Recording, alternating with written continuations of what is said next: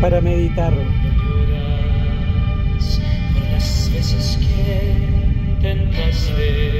La horca del hijo. Y tratas de olvidar las lágrimas que lloraste.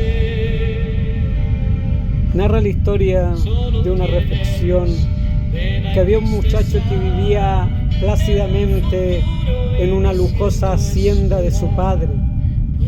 No le faltaba nada: dinero, prestigio, diversión y por supuesto aquellos amigos, muchos amigos. Su padre le advertía a diario del peligro de malgastar el tiempo, los bienes, los recursos, su vida, sobre los amigos que le rodeaban por conveniencia, pero el joven no atendía los consejos. Apesadumbrado, aquel padre, cansado quizás de no ser oído, se encaminó hacia el granjero, hacia la granja, granero, y construyó una horca. Al terminarla, tiempo después llamó a su hijo joven y le dijo: hijo, tú sabes cuáles son y han sido hasta este día mis palabras. Yo ya estoy viejo y a punto de morir. Sé que después de mi partida te encargarás de la administración de esta hacienda, de los bienes, de los empleados, pero tú te dedicarás a divertirte con tus amigos, malgastando los bienes, vendiendo todo hasta quedarte en la ruina. Sé que entonces tus amigos y tu prestigio te abandonarán y desearán acabar con tu vida. Cuando llegue ese punto, cuando ya sientas que ya no tienes más oportunidades en la vida, prométeme usar esta horca que construí con mis propias manos. No uses otro método. Aquel joven se rió pensando que era una broma, pero las palabras de aquel padre se cumplieron. El padre murió, el dinero se acabó, con ello se acabaron los amigos. Desahuciado y deprimido, aquel joven, aquel muchacho, ya más viejo y en bancarrota, recordó el pedido de su padre. Y con la intención de obedecerlo, aunque sea quizás por última vez, caminó hacia el granero con la intención de obedecerlo. Con su mirada perdida en el suelo, subió a la horca, se amarró fuertemente al cabo y saltó de la silla. Sintió como su cuello era apretado hasta impedirle respirar.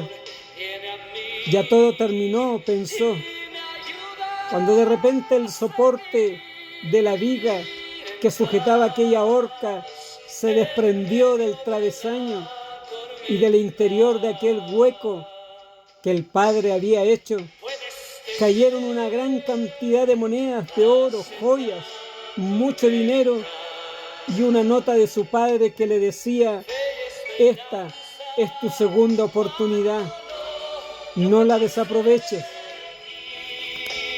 Quizás cuántas veces hemos estado en la misma circunstancia de este joven, quizás perdido en situaciones, perdido quizás en medio de circunstancias de la vida, que quizás nuestra mirada deambula, pero sin embargo no nos dirigimos a Dios, quizás porque nuestra fe no es latente, quizás porque tenemos poca fe o porque hemos visto experiencias en otros, pero sin embargo la Biblia está llena de episodios de segunda oportunidades. Quizás lo podemos encontrar en el hijo pródigo, que gastó todo lo que tenía Y cuando ya no hubo que gastar, dijo: me levantaré e iré donde mi padre y le diré: Padre, he pecado contra Dios y contra el cielo y contra ti. ¿Y qué hizo el padre? A pesar de su descarriado situación, de su comportamiento, lo perdonó. Quizá otra historia que encontramos es Jonás, quien le dio una segunda oportunidad para que pudiera obedecer la misión de la cual le había sido encomendado. Pedro, que le negó 3 veces. Cuando él le preguntaba: ¿me amas? ¿Me amas? Pero sin embargo, aún así le negó. ¿Y quién fue? Él le concedió y le confió el liderazgo de la iglesia. ¿Qué decir de la mujer adúltera, a quien sorprendieron en pleno acto y la llevaron donde Jesús? ¿Y Jesús qué es lo que hace? La perdona y le dice que no peque más. Saulo de Tarso, que se transforma en el gran apóstol Pablo, después de haber perseguido a la iglesia, a los cristianos. La Biblia está llena de ejemplos de segundas oportunidades que la vida nos confiere. Muchas veces aún con la mirada, quizás de nuestro semejante, de nuestro prójimo, de nuestros familiares, de nuestro entorno, diera la impresión que tal vez nos pueden juzgar en medio de las segundas oportunidades. Pero sin embargo la Biblia nos enseña que no debemos juzgar para que no seáis juzgados. Dios es el que sabe todas las cosas. Tal vez nuestra perspectiva de mirada podemos decir que es para bien, para mal, no lo sabemos. Solo lo sabe Él. Siempre habrá una segunda oportunidad, quizás tal como este padre que, viendo la relación que había en su hijo, sabía que iba a llegar un momento en que tal vez iba a fracasar, pero él ya tenía destinado aquel proceso y dio aquella segunda oportunidad a su hijo. De la misma manera, el Dios Padre, a través de Jesucristo, nos da segundas oportunidades.